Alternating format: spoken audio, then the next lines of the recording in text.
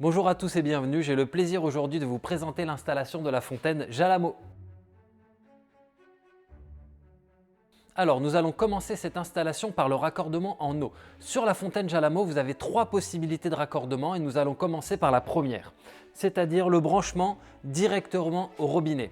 Vous avez juste à dévisser votre mousseur pour ensuite venir brancher cette pièce qui est fournie avec la fontaine. Faites bien attention à ce qu'il y ait le joint à l'intérieur et je viens simplement le revisser. Voici, je serre bien. Après, je vais venir saisir le câble d'alimentation qui est fourni. Vous avez normalement 5 mètres de tuyau. Ici pour la vidéo, je l'ai légèrement raccourci.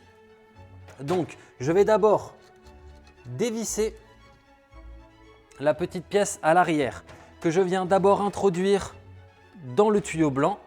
Je viens ensuite mettre le tuyau blanc dans le point.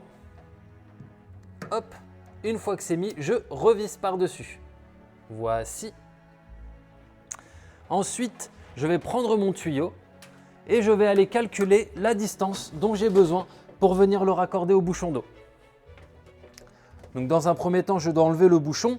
Pour ça, je saisis le tournevis jaune qui est fourni avec votre fontaine. Je viens enlever le cerclips de sécurité et j'appuie le tournevis contre la bague pour tirer le bouchon. Je prends mon tuyau et je le raccorde dans l'embout.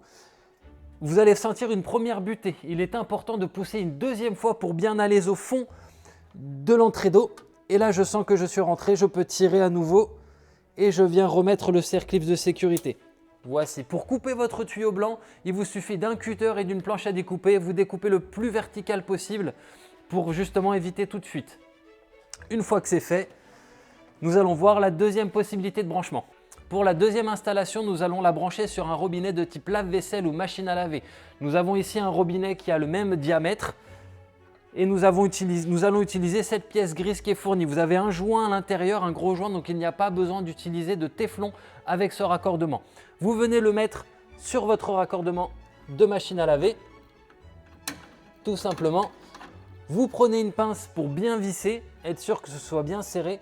Et là, comme pour la fontaine, je viens simplement prendre le tuyau, hop, je calcule la distance et à partir de là, je viens l'enclencher dans l'embout une première fois, puis hop, je pousse bien fort une deuxième fois. Je viens mettre mon cerclips de sécurité. Comme ça, je suis sûr que le tuyau restera bien enclenché.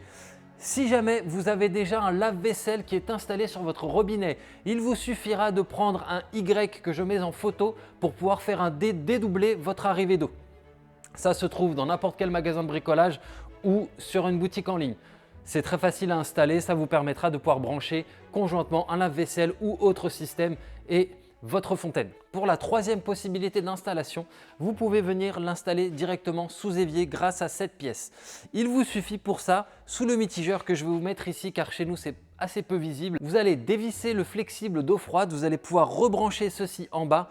Attention, s'il n'y a pas de joint sur votre écrou d'arrivée d'eau froide, vous allez devoir mettre du téflon. Vous pouvez en mettre une bonne couche, pouvoir venir le visser sur votre tuyau de cuivre. Par-dessus, vous allez mettre votre flexible d'eau froide. Ici, il y a un joint, donc normalement, pas besoin de téflon. Une fois que c'est branché, vous avez juste, comme on l'a vu tout à l'heure, à venir brancher le tuyau d'arrivée d'eau directement ici. Et vous dévissez cette petite vanne qui va permettre de faire venir l'eau vers votre fontaine. En fonction des connexions sur vos tuyaux, vous allez peut-être devoir installer des réducteurs. C'est quelque chose qui se trouve très facilement dans n'importe quel magasin de bricolage.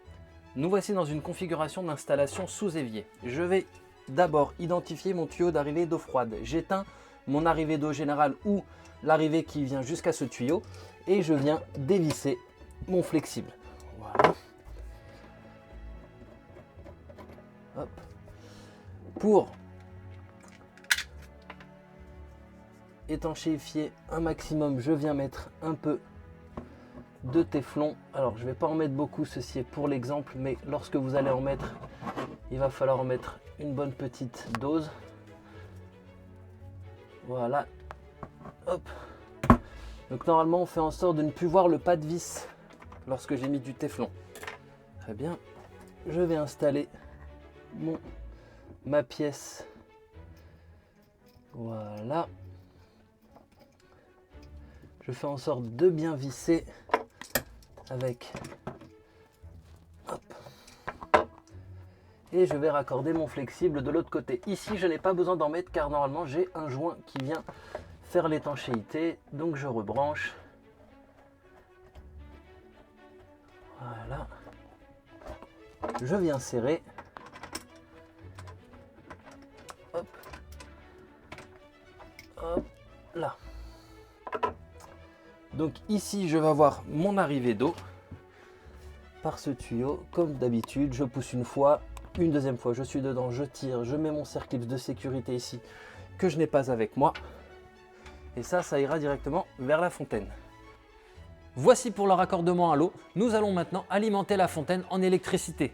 Vous saisissez votre alimentation qui a été fournie, vous venez la brancher sur une prise électrique et à partir de là, vous avez juste à raccorder votre fontaine à l'alimentation.